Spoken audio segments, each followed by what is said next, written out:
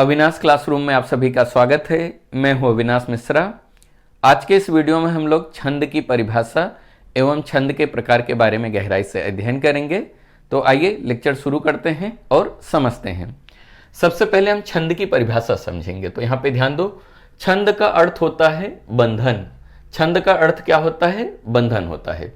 अक्षरों की संख्या एवं क्रम, मात्रा गणना तथा यति गति से संबंध विशिष्ट नियमों से नियोजित पद्य रचना को छंद कहते हैं। तो छंद किसे कहा जाता है?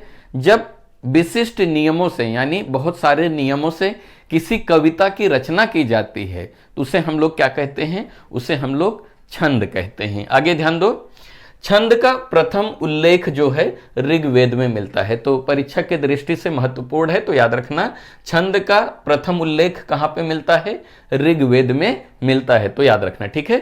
छंद के प्रणेता पिंगल ऋषि को माना जाता है। तो छंद के प्रणेता किसे माना जाता है? पिंगल ऋषि को माना जाता है। इसीलिए छंद को हम लोग पिंगल शास्त्र भी कहते हैं। तो आपको परीक्षा में पूछा जा सकता है कि छंद को और किस नामों से जाना जाता है? तो याद रखना छंद को पिंगल शास्त्र के नाम से जाना जाता है। क्यों जाना जाता है? क्योंकि जो छंद के प्रणेता हैं वो पिंगल ऋषि हैं, इसीलिए छंद को हम लोग पिंगल शास्त्र भी कहते हैं। और छंद जो होता है कविता का व्याकरण कहा जाता है। कोई पद्य होता है, पद्य का व्याकरण कहा जाता है। किसको? छंद को। तो छंद के कुछ अंग होते हैं जो बहुत महत्वपूर्ण होते हैं। जब आप छंद के अंग को समझोगे तो आपको परिभाषा और अच्छे से समझ में आएगा। तो यहां पे ध्यान दो, पहला जो अंग होता है वो है चरण। चरण को हम लोग पाद कहते हैं। तो जो छंद होता है प्रायः उसमें 4 चरण होते हैं।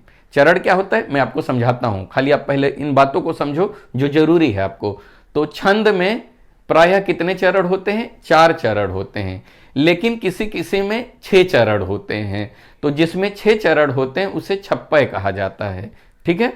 मोस्टली लगभग जो है छंद में कितने चरण होते हैं? 4 चरण होते हैं। तो चरण क्या होता है? तो यहां पे ध्यान दो, जैसे यहां पे लिखा है लूट सके तो लूट ले, तो यहां से यहां तक क्या हो गया? 1 चरण हो गया।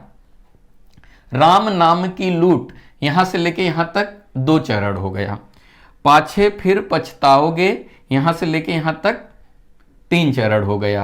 प्राण जाहि जब छूट, तो यहां से लेके यहां तक 4 चरण हो गया। तो लूट सके तो लूट ले 1 चरण, राम नाम की लूट ये हो गया दूसरा चरण, पाछे फिर पछताओगे ये हो गया तीसरा चरण, और प्राण जाहि जब छूट ये हो गया चौथा चरण। चरण का मतलब क्या होता है?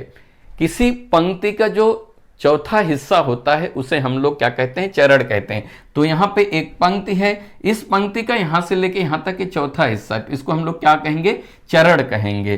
तो कोई भी जो छंद होता है वो लगभग 4 चरणों वाला ही होता है। तो यहां पे कितने चरण हैं? 1 चरण यहां तक, ये दूसरा चरण, यहां से यहां तक तीसरा चरण, और यहां से यहां तक लेके चौथा चरण हो गया। समझ में आ गया? और चरण को पाद भी कहा जाता है, ठीक है। ये पहला अंग हो गया। दूसरा अंग है यति। यति का मतलब होता है विराम। जब हम पंक्ति को पढ़ रहे हैं यानी कविता को पढ़ रहे हैं तो जहां पे हम लोग थोड़ा विराम लेते हैं, थोड़ा रुक जाते हैं, तो उसे हम लोग क्या कहते हैं? यति कहते हैं। जैसे यहां पे देखो लिखा है लूट सके तो लूट ले, पढ़ने के बाद हम लोग यहाँ पे थोड़ा सा रुक गए, तो जहां पे रुक जाते हैं उसे हम लोग क्या कहते हैं? यति कहते हैं। राम नाम की लूट, यहां पे पढ़ने के बाद फिर हम थोड़ा सा रुक गए, तो जहां पे हम लोग विराम लेते हैं किसी कविता को पढ़ते समय, जहां पे हम लोग थोड़ा सा विराम लेते हैं उसे क्या कहते हैं? उसे कहते हैं यति। तीसरा अंग है गति। गति का मतलब होता है प्रवाह, लय। जब एक लय में कोई कविता पढ़ी जाती है तो उसे हम लोग क्या कहते हैं? गति कहते हैं। देखो इसको पढ़ने में एक प्रवाह आ रहा है, लूट सके तो लूट ले, राम नाम की लूट। देखो इसको पढ़ने में एक प्रवाह आ रहा है, इसी प्रवाह को हम लोग क्या कहते हैं? गति कहते हैं। उसके बाद चौथा अंग आता है तुक। तुक क्या होता है?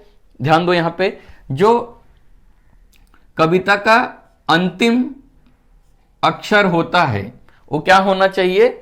रिपीट होना चाहिए, तो उसे हम लोग क्या कहते हैं? तुक। जैसे कि यहां पे देख रहे हो लिखा है लूट और छूट, तो लास्ट की अंतिम जो वर्ड होती है वो अगर रिपीट होती है या वो दोहराया जाता है, वर्डों की आवृत्ति होती है पंक्ति के अंत में, तो उसे हम लोग क्या कहते हैं, उसे हम लोग तुक कहते हैं। तो यहाँ पे देखो, लूट सके तो लूट ले, राम नाम की लूट, तो यहाँ पे देख रहे हो लूट, ठीक है। पाछे फिर पछताओगे, प्राण जाहि जब छूट, तो ये देखो लूट और छूट दोनों एक दूसरे से क्या कर रहे हैं, मिल रहे हैं।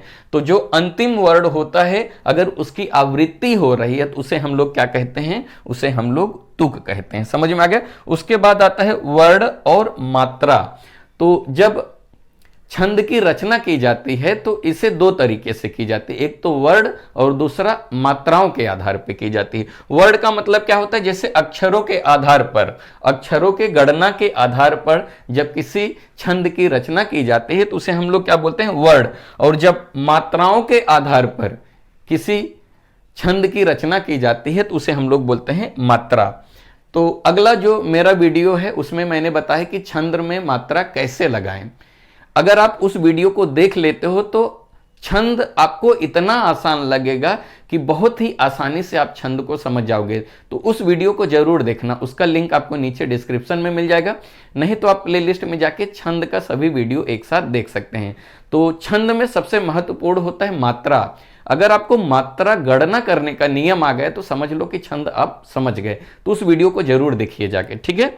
तो यहां पे ध्यान दो, वर्ण और मात्रा, ठीक है। वर्ण मतलब जब अक्षरों के आधार पर छंद की रचना की जाती है तो उसे वर्ण कहते हैं, और जब मात्राओं के आधार पर छंद की रचना की जाती है तो उसे हम लोग क्या कहते हैं, मात्रा कहते हैं, ठीक है। उसके बाद आता है संख्या।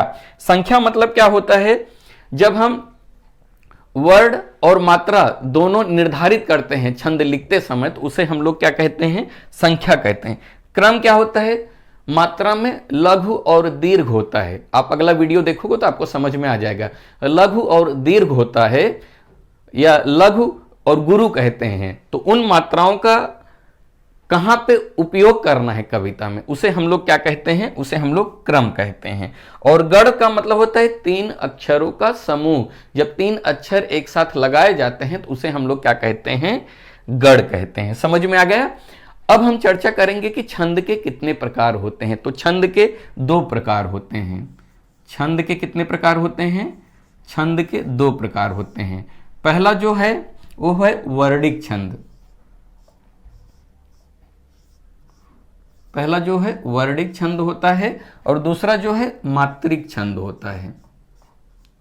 तो छंद 2 प्रकार के होते हैं, एक वर्णिक छंद होता है और दूसरा जो है मात्रिक छंद होता है।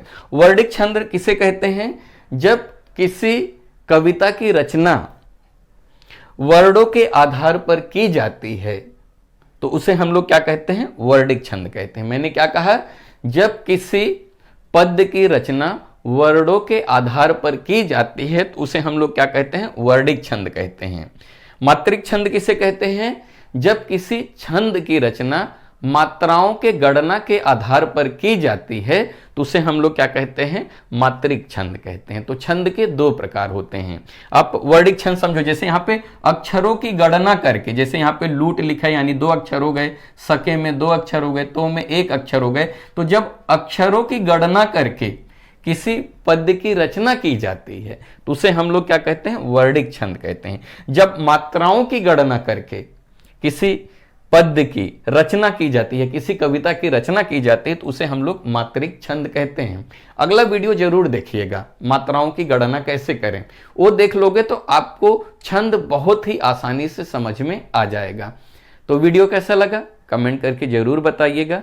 अगर अभी तक इस चैनल को आपने सब्सक्राइब नहीं किया तो कर लीजिए। वीडियो देखने के लिए धन्यवाद।